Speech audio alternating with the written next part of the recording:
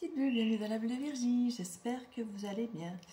Je me tâtais pour les énergies de la deuxième quinzaine ou... oui, je vais faire ça. Les énergies de la deuxième... C'est toujours comme ça, hein. Je sors un truc et vibratoirement je sens si ça parle ou pas. On va faire ça. La deuxième quinzaine donc de février. Je vais aussi faire une énergie... sous l'énergie des poissons, puisqu'on va rentrer bientôt sous l'énergie des poissons. Et puis je ferai les énergies de Mars. Voilà, donc on va faire ça comme ça. Je ne sais pas encore si je vais les faire collectives, si je vais les faire par signe, si je ferai un petit message. Ici j'ai fait pour ce week-end par élément. Donc j'ai fait une vidéo avec chaque fois, chaque élément par vidéo, et où je fais un petit message par signe, à ce moment-là, pour chacun des signes de cet élément-là. Donc je vais peut-être faire comme ça d'autres fois, je ne sais pas, je verrai bien. Je vais un peu voir, comme je vous dis, les dernières guidances par signe que j'ai faites, les petites mini, là, vous savez, de quelques minutes ou 2 minutes. Je vais déjà voir le retour que j'en ai, pour voir ce que je vais en faire, si je refais ça aussi la semaine prochaine ou pas, ou si je fais autrement. Je vais un petit peu voir. Donc je vous dis, n'hésitez pas à aller liker votre signe préféré, pour voir un petit peu. J'ai fait le taureau, puisque c'est le signe qui était le plus ressorti pour l'instant. J'ai fait le taureau, on verra s'il y en a d'autres qui ressortent entre-temps, d'ici la fin de la semaine. On va voir. En tout cas, je vous souhaite... moi, je suis là en train de faire ça le matin de la Saint-Valentin. Ces cartes sont encore retournées, je vais laisser retourner. D'ailleurs, sur la table, ce que je viens de mettre, j'ai des cartes qui sont à l'endroit, des cartes qui sont à l'envers, et je les ai mises telles quelles. Donc, il y a des choses peut-être cachées qu'on va découvrir. D'ailleurs, il y a des choses que, avec le page d'épée, qu'on a tendance... quand c'est à l'endroit, à observer, à regarder en silence. Et il y a peut-être des choses qu'on se dira, j'ai plus envie de voir, j'ai plus envie de savoir. Et preuve, les deux cartes suivantes, elles sont renversées, elles sont retournées, elles sont pas retournées, alors que toutes les autres derrière après, elles sont à l'endroit. Sauf mon dernier petit paquet. Et du coup, je vais vous montrer, hein, comme ça vous verrez. Hop. Voilà. Parce qu'au départ, vu que je ne sais pas trop comment j'allais faire ma guidance, j'allais peut-être la faire un petit peu en flash, vous savez, en sortant, en ne mettant pas forcément les cartes sur la table, mais en sortant, en lisant les autres decks et tout ça. Donc voilà, ici, finalement, j'ai mis sur la table, je vais vous montrer la table. C'est plus intéressant que ma tête. Alors, je bois mon café. Parce qu'il est encore un peu chaud. Voilà.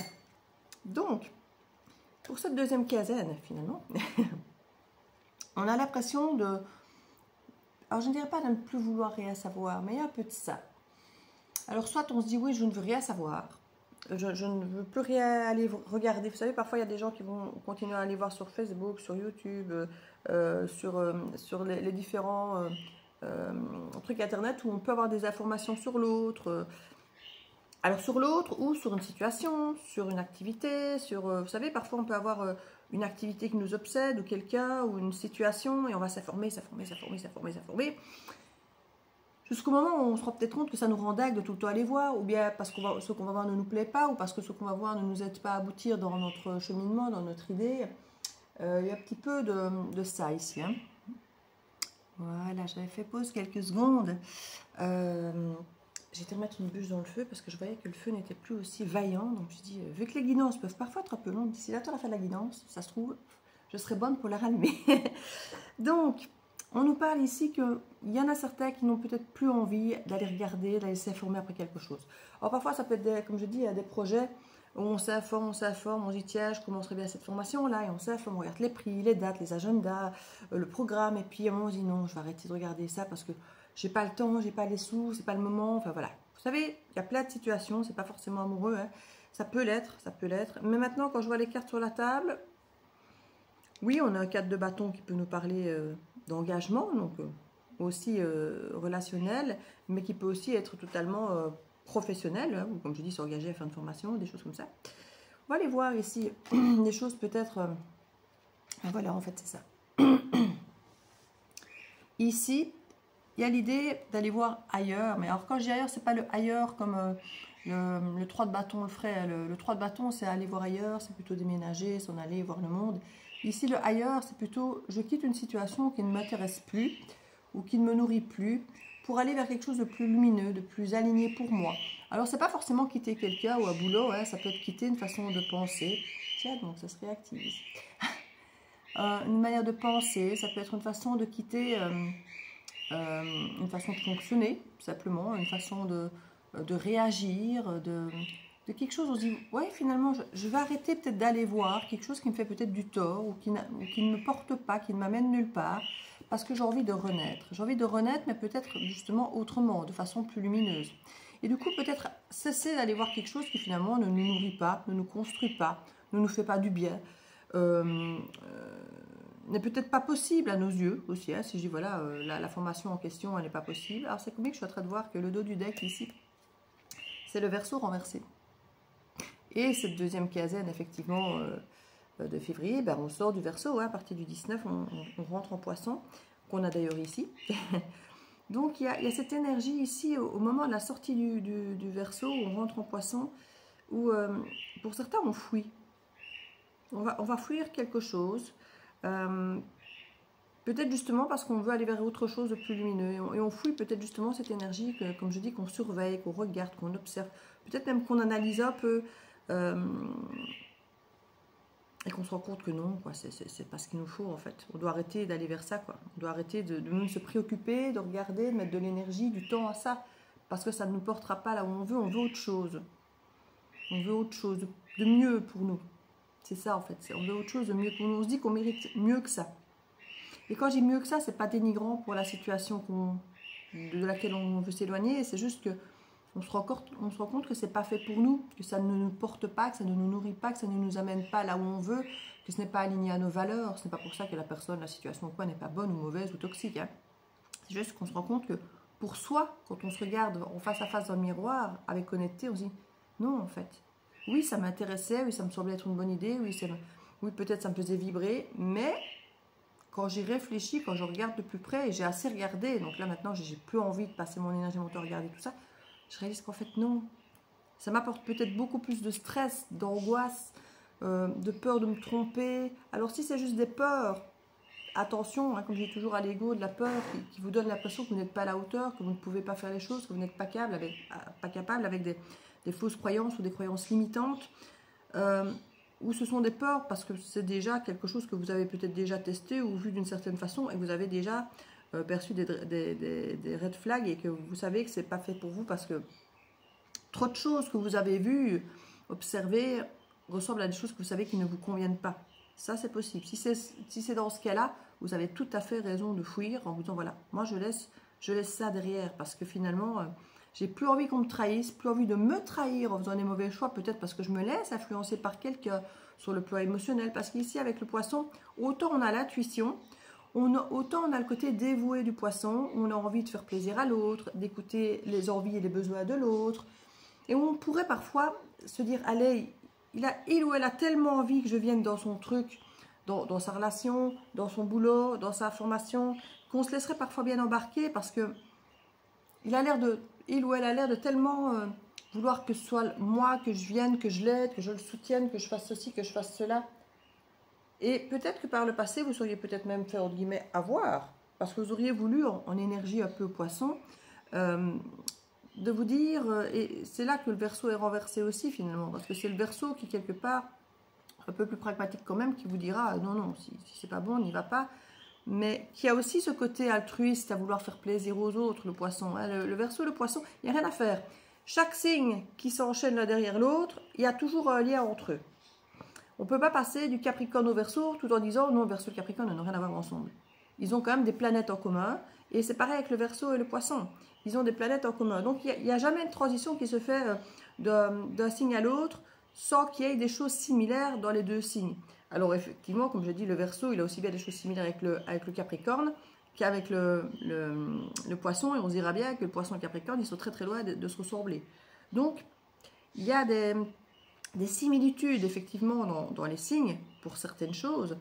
Et l'altruisme, ici, prendre soin des autres, de l'humain, fait partie des typicités Verseau-Poisson. Et on est dans cette fin de tranche du Verseau ici, dans la deuxième quinzaine, qui bascule sur le Poisson, où on retrouve cette connexion entre les deux signes. Et c'est peut-être là justement où d'habitude on se laisse peut-être avoir, on aura peut-être observé, écouté l'autre, on se serait peut-être dit allez je vais y aller une dernière fois pour faire plaisir, il ou elle a l'air d'être malheureux, je vais aller l'aider, où la personne se pose un peu en victime et qu'on se dit ah ben voyez toutes ces énergies où finalement ça fait tomber dans la sensiblerie, sans être désagréable en disant ça, hein, du Poisson et du Verseau. Qui ont tendance à avoir ce côté altruiste ou bienveillant, vouloir aider les autres et tout ça. Vous voyez, ici, j'ai l'impression que on va un peu fuir cette énergie. Et quand je dis fuir, c'est pas cette carte-ci. C'est qu'on ne veut plus être ça. On ne veut plus se trahir, on ne veut plus se tromper, on ne veut plus faire les mauvais choix. On va aller calmement ailleurs. On va aller calmement vers autre chose. Grandir ici, renaître autrement, faire autre chose, donner naissance à autre chose de plus lumineux, de plus aligné. Et c'est effectivement au moment, à la fin du Verseau, au début du Poisson, peut-être que certains vont fuir clairement une situation. Peut-être de façon quand même plus concrète qui ressemblera peut-être à ça. Peut-être que certains vont se dire c'est sa vie ou c'est la mienne, c'est ma peau ou c'est la mienne, c'est sa peau ou c'est la mienne, et là ben, je vais peut-être fuir et pour une fois prendre ma peau en considération plus que celle des autres. Il y a quelque chose d'extrêmement porteur que j'ai envie de dire d'aller voir ailleurs, de reprendre votre liberté, d'être dans ce goût de l'aventure. C'est une façon de préserver, j'ai l'impression, un petit peu plus vos valeurs, hein. Et vous avez le choix par rapport à ça. Et c'était très lourd pour vous d'accepter l'idée de laisser tomber quelqu'un, quelque chose. Peut-être parce que vous aviez la sensation de vous être engagé par le passé vis-à-vis de cette situation, de cette personne. Et que vous étiez peut-être la seule personne qui s'était engagée finalement vis-à-vis de l'autre.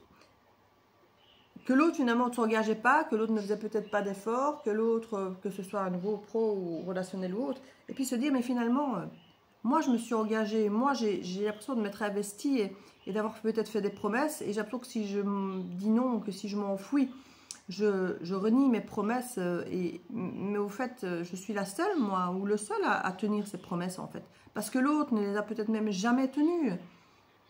Donc fuir cette énergie... Je dois arrêter de culpabiliser en ayant l'impression que j'ai trahi quelqu'un, alors qu'en fait, finalement, il n'y a que moi que je suis trahi ou que j'ai trahi, parce que finalement, l'autre, là, n'a finalement, je ne vais pas dire rien fait, mais il y a cette énergie un peu d'arrêter d'être loyal avec des personnes qui ne sont pas forcément pourvues ou qui ne font pas les mêmes efforts que vous, comme diraient certains. Jodie Foster disait, j'ai arrêté de traverser l'océan pour des gens qui ne traversaient même pas la rue pour moi. Donc, c'est un peu ça ici. C'est un peu ça. On arrête de tomber dans le côté « oui, mais j'ai promis, oui, mais j'ai dit que… » Alors oui, je suis la première à faire ce que je dis, à tenir mes promesses. C'est pour ça que je n'en fais plus d'ailleurs de promesses, parce que je sais que quand j'en fais, je les tiens. Et je me rends compte que trop souvent, je fais des promesses parce que je faisais avec mon cœur, avec mon énergie, d'avoir envie d'aider, de soutenir et tout ça. Puis quand tu te rends compte qu'en face, il ne se passe rien, et qu'en fait, il ne mérite pas ta promesse, moi, si je l'ai faite, si je l'ai dit, je la tiens. Et au final, bon, on s'en veut d'avoir fait des promesses à des gens, entre guillemets, qui ne méritaient pas notre dévouement, notre loyauté, notre temps, notre énergie. Alors, je ne dis pas que la personne n'est pas méritante ou bien, ou, hein, elle peut être très bien, mais pas dans le cadre de la promesse qu'on a faite à l'unilatéral, finalement, où l'autre, finalement, n'a rien promis du tout. Hein. Vous voyez ce que je veux dire? On reprend son pouvoir dès lors qu'on reprend cette conscience-là. Dès lors qu'on arrête de se trahir quelque part. Ou de se dire qu'on trahit l'autre, peut-être simplement parce qu'à un moment donné, si on est avec des gens, des situations qui ne sont pas alignées avec nous, il n'y a que deux solutions. On trahit l'autre ou on se trahit soi. On ne peut pas... si on trahit les deux, c'est encore plus grave, c'est qu'il y a encore un plus grand problème, parce que où est l'intérêt de se trahir soi, donc de ne pas faire un truc qui nous plaît, si en plus ça ne rentre pas dans ce que l'autre veut. Donc généralement, soit on a écouté l'autre et on s'est aligné à ses valeurs et on se trahit soi, soit on décide de s'aligner à soi, à ses valeurs, et du coup on a l'impression de trahir l'autre. Sauf quand on est aligné avec des bonnes personnes qui ont les mêmes valeurs que nous, alors on ne trahit personne. Tout le monde est sur la même valeur, donc il n'y a pas de trahison. Donc si on se met à trahir les deux, si on a l'impression de se trahir soi et de trahir l'autre, il y a vraiment un gros problème. Alors vous répondez à quelle autorité? Vous répondez à quoi pour finalement agir? Ou si finalement tout le monde se sent trahi, et vous et l'autre. Vous voyez ce qu'il y a? Donc généralement, on se trahit soi ou on trahit l'autre. Dès lors qu'on comprend ça et qu'on reprend son pouvoir de ne pas se trahir au moins soi-même, même si on trahit un peu l'autre, peut-être par rapport à une promesse ou un engagement, une loyauté même parfois invisible, parfois on n'a même rien promis concrètement aux autres, mais au fond de soi, on s'était juré qu'on resterait aux côtés de l'autre, parfois sur des promesses qu'on s'est fait à soi-même, hein, vis-à-vis des autres, mais qu'on n'a peut-être même jamais articulé à l'autre, parce qu'avec un page d'épée, on peut ne rien avoir dit. Hein. Ça peut être très silencieux. Hein. Ici, avec cet empereur, on reprend notre pouvoir justement sur nos vies. Beaucoup plus pragmatique avec la Vierge, qui nous parle effectivement de nous organiser, d'être beaucoup plus terre-à-terre, d'être beaucoup plus cartésien, plus dans le côté cérébral. Donc on reprend peut-être un petit peu cette énergie quand même du Verseau, hein, qui est moins dans l'intuition, mais qui est plus dans le côté cartésien, cohérent et logique, puisque le Poisson est plus dans l'intuition et le rêve et l'illusion, alors que le Verseau est quand même un signe d'air qui est généralement beaucoup plus dans l'intellect. Donc ici, on vous encourage à être pas dans un intellect volatile, mais dans un intellect ancré, ici. Hein. Pour éviter d'avoir des remords et des regrets. Parce que pour certains, il était peut-être question effectivement de s'engager, de faire un contrat, d'un mariage, voilà, quelque chose d'engagé, de stable, mais on se rend peut-être compte que, oui, que ce n'était pas avec la bonne personne. Le problème n'est pas l'engagement. Le problème ici peut-être c'est de se rendre compte que ce n'était pas forcément la situation qu'il vous fallait. Donc le problème n'est pas l'engagement, le problème n'est pas votre problème, votre problème n'est pas votre loyauté ou votre fidélité. Le souci dans cette situation, c'était peut-être de l'avoir donné ou de vous être focalisé à le donner à une situation qui n'était pas alignée avec vous. C'est pas qu'il ne le méritait pas, mais qui n'était pas suffisamment aligné avec vos besoins, vos projets, ce que vous attendez de la vie, de votre boulot, ou de l'amour, ou de quelque chose comme ça. Dès lors que vous comprenez ça, oui, vous pouvez avoir des remords et des regrets, mais pas par rapport à cette énergie, par rapport peut-être à avoir mis votre énergie dans quelque chose où vous n'auriez peut-être pas dû. Et vous dire, ben, finalement, j'ai perdu du temps, de l'énergie, de l'argent, ce que vous aurez investi, forcément, dans cette idée d'engagement avec cette énergie, avec cette personne, avec cet environnement, cette activité, ou peu importe ce que c'est. Et simplement, pas vous dire, du coup, je ne m'engagerai plus jamais, c'est pas ça qu'on vous dit, mais de plutôt réfléchir là où vous allez investir la prochaine fois votre temps. Se dire, voilà, la prochaine fois que je m'engage, la prochaine fois que j'investis du temps, de l'énergie, je l'investirai autrement vers des situations, des personnes, pas qui le méritent, mais qui sont alignées, où je n'aurai pas la sensation de me trahir moi quand je m'aligne à l'autre. Que quand je m'aligne à l'autre, je sois relativement alignée à moi-même aussi, le plus possible. Ou sinon, plus vous quittez votre alignement pour aller vous aligner à quelqu'un d'autre dont l'alignement est éloigné du vôtre, plus vous vous perdez. Alors, c'est vrai qu'on est rarement aligné à 100%, mais on peut quand même se retrouver avec des gens qui sont quand même plus ou moins alignés comme nous, d'une même manière, et où on ne s'éloigne pas trop de soi. Alors, l'idée est quand même de rester aligné à soi et de ne pas s'aligner à l'autre, on est bien d'accord. Mais quand on sort, par exemple, d'une dépendance affective, on a souvent tendance à vouloir s'aligner à l'autre. Et plus l'autre est différent de nous, plus on se désaligne par rapport à nous-mêmes. Alors que si on est face à quelqu'un qui nous ressemble, qui est aligné avec les mêmes valeurs, même si on est dans cette dépendance affective et qu'on se décale de qui on est pour aller s'aligner à l'autre, on n'est pas très loin de soi.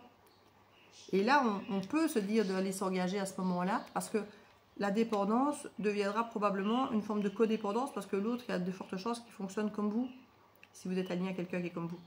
Donc ce sera différent. C'est un petit peu cette énergie ici, parce que je sens qu'il y a potentiellement, même si je n'ai pas vu le diable, une tendance à la codépendance ici, déjà avec le Poisson. Hein. Le Poisson est le signe de l'addiction. On a tendance à être dans la dépendance pour fuir, entre guillemets, l'illusion, pas pour fuir l'illusion, pour fuir la réalité, pour rester dans l'illusion et le rêve. Le Poisson adore ce côté flou artistique qui le garde dans un rêve, qui le garde dans une forme d'illusion. Parce que le Poisson se sent mieux là-dedans. Et je crois que vous vous réveillez quelque part de ça. En vous disant, si je continue à rêver et être dans l'illusion, mais je me trahis. Je me trahis. Je ne suis pas moi, je ne suis pas là où je veux être. Je suis dans un rêve, mais concrètement, dans la réalité, je ne suis pas là où je veux être. C'est pour ça qu'on s'éloigne vers autre chose, pour renaître, je crois, dans quelque chose de beaucoup plus réel, de plus juste, de plus vierge. plus cartésien, de plus pragmatique, de plus organisé, et plus dans le rêve du poisson qui est dans cette illusion et qui va aller dans une forme d'addiction. Alors l'addiction n'est pas forcément toujours, comme je dis, une dépendance affective, hein. Ça peut être dépendance à Netflix, au jeu, à l'argent, à l'alcool, à la fête. Il y a une addiction, hein. Certains à la cigarette qui vont refumer ou fumer plus. Je vais aller voir toutes ces cartes qui ne se sont pas retournées ici pour aller voir un petit peu ce qui se cache. Il y a une frustration ici, une forme d'ennui, de se retrouver le cul de deux chaises. Ah, voilà l'étoile qui ressort, qui nous parle comme à nouveau du Verseau. Et on est encore dans le Verseau, l'air de rien. Et on a la force et le page de denier. Alors ces cartes ici n'étaient pas totalement à l'endroit. Donc c'est pour ça qu'à mon avis elles sont à l'envers, parce qu'elles ne sont pas encore totalement manifestées, mais pour moi elles sont juste encore un peu bloquées.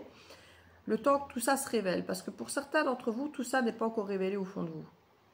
Qu'en fait, vous allez réaliser qu'il y a une forme de frustration de toujours être le cul de deux chaises. Que quand vous êtes dans cette situation où les choses ne sont pas claires, où vous n'êtes pas aligné avec vous, avec l'autre, et vous sentez que c'est... Vous vous sentez le cul de deux chaises, vous n'êtes pas bien.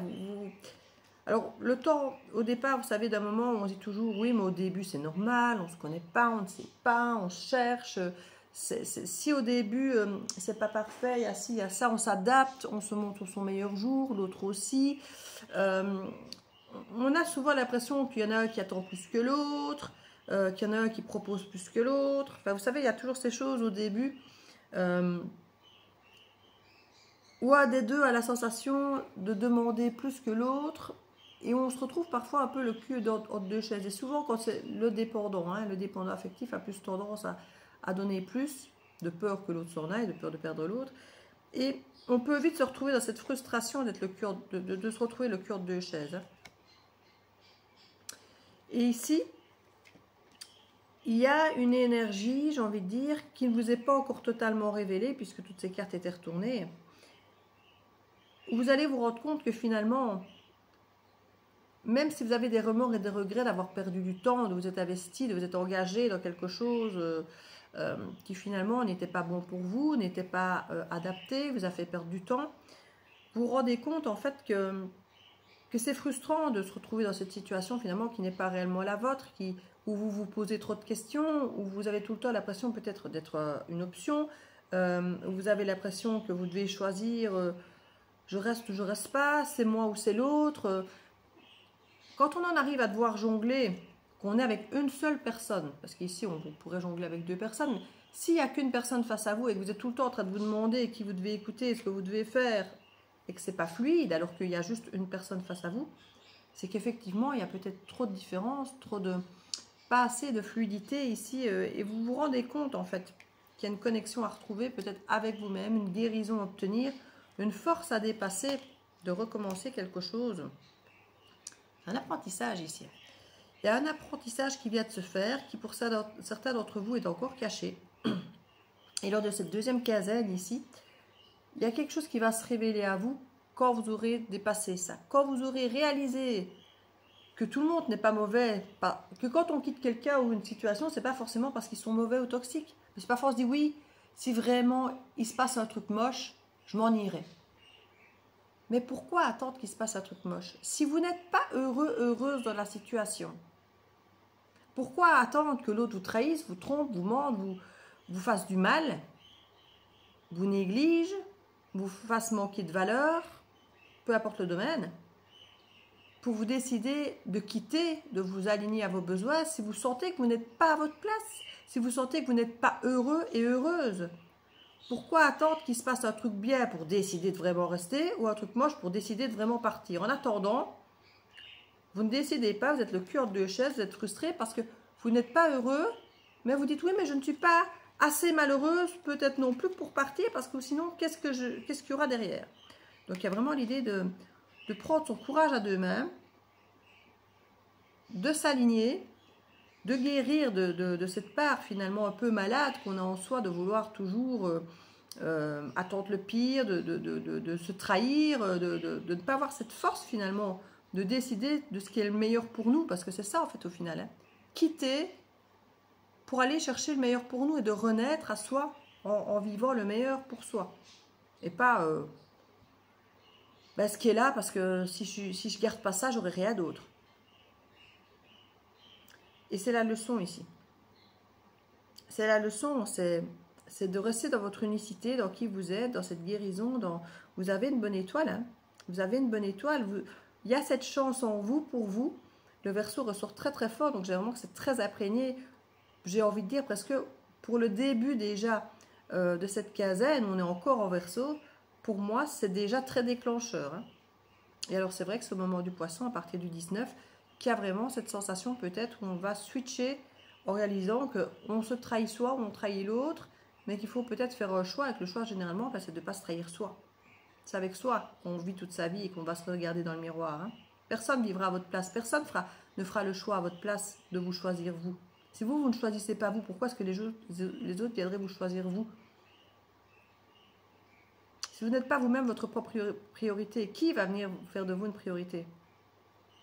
Vous ne pouvez pas le demander aux autres d'être leur priorité si vous-même, vous ne vous mettez pas en priorité. Il y a une leçon à voir qui n'apparaîtra qu'une fois que ça se sera réglé, que quand vous aurez repris le pouvoir, parce que ces cartes étaient retournées. Donc c'est quelque chose qui ne vous est pas encore apparent, peut-être parce que là, c'était pas encore à l'endroit. Vous n'avez peut-être pas encore eu le courage de faire ce que vous vouliez faire. Donc la leçon n'est forcément pas encore acquise, puisque le courage de faire cette démarche n'est pas encore faite. Mais il y a quelque chose, c'est une guérison qui arrive et qui va vous permettre d'avoir ce courage et du coup de comprendre cette leçon, de comprendre tout ça. Maintenant, peut-être que d'en avoir parlé ici, il y a quelque chose qui va déjà faire son chemin et que quand vous serez face à cette situation, vous irez vous dire, ah oui, effectivement, ça me parle, je me souviens de la guidance, ça me parle et effectivement, il est peut-être temps que je me choisisse moi. D'autres decks, comme je vous disais, dans ce dos du deck, on a le Verseau renversé. On va retourner comme ça.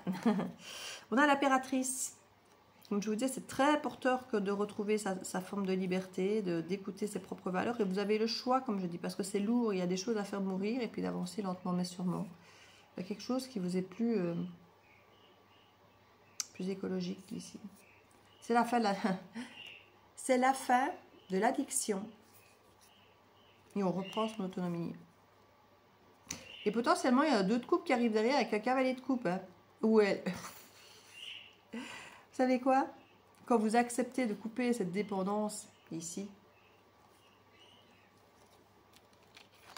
la renaissance, elle est juste magistrale. Hein. Ce qui arrive derrière ça, quand vous prenez votre courage à 2 mains et que vous comprenez cette leçon, derrière ça, il y a une reprise de pouvoir extraordinaire où vous redevenez une reine de bâton. Et il y a 2 de coupe qui viennent frapper à votre porte, là. Avec un cavalier de coupe, et là, on ne se prend plus la tête. Et on a un 10 de denier.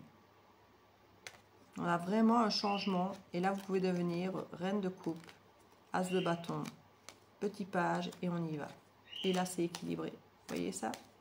Et là, il y a une proposition, et la réponse, c'est 10 de coupe. Regardez-moi ça. Et là, ça va vous faire flipper.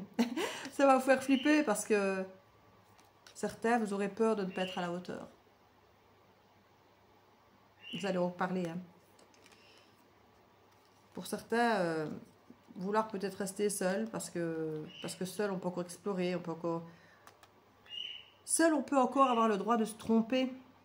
Vous êtes encore quelque part dans l'idée que vous avez peur de vous tromper. Hein. Là, tout se passe bien dans cette histoire qui revient ou qui vient. Je dis qui revient parce qu'il y a le jugement, mais ça peut être quelqu'un de nouveau, hein, totalement. Je n'ai pas de 6 de coupe qui me ramène au passé. Ça peut être quelqu'un de totalement nouveau. Et tout se passe bien et tout va vite. Mais potentiellement, vous aurez peut-être peur d'être trahi ou de vous trahir, de vous tromper.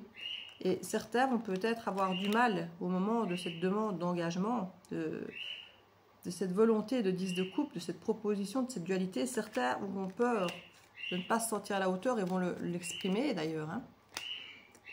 Mais ça, ce sera pour plus tard. Hein. Ce ne sera pas pour tout de suite, ce ne sera pas pour la prochaine quinzaine. C'est le dos de mon deck ici. Donc ici, il y en a certains qui vont exprimer qu'effectivement, quand je suis seule, je peux encore expérimenter, je peux encore me tromper en fait.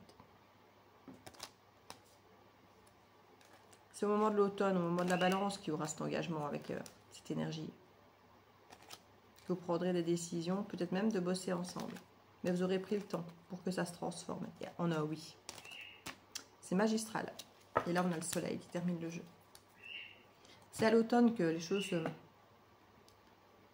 vous auront mis assez de temps pour que vous puissiez vous apaiser, vous rassurer et vous dire allez, je vais me lancer. C'est très joli. C'est très très joli. Franchement, je vous le souhaite à tous. Et comme je dis, hein, ça ici, c'est pas pour tout de suite. Prenez d'abord cette leçon de pouvoir dire non à ce qui n'est pas aligné pour vous, pour avoir cette place pour dire oui à ce qui sera aligné à vous quand ça se présentera. Je vous fais des bisous. Jolie fin de mois de février. Des bisous à tous et à bientôt dans la bulle de Virginie. Ciao, ciao.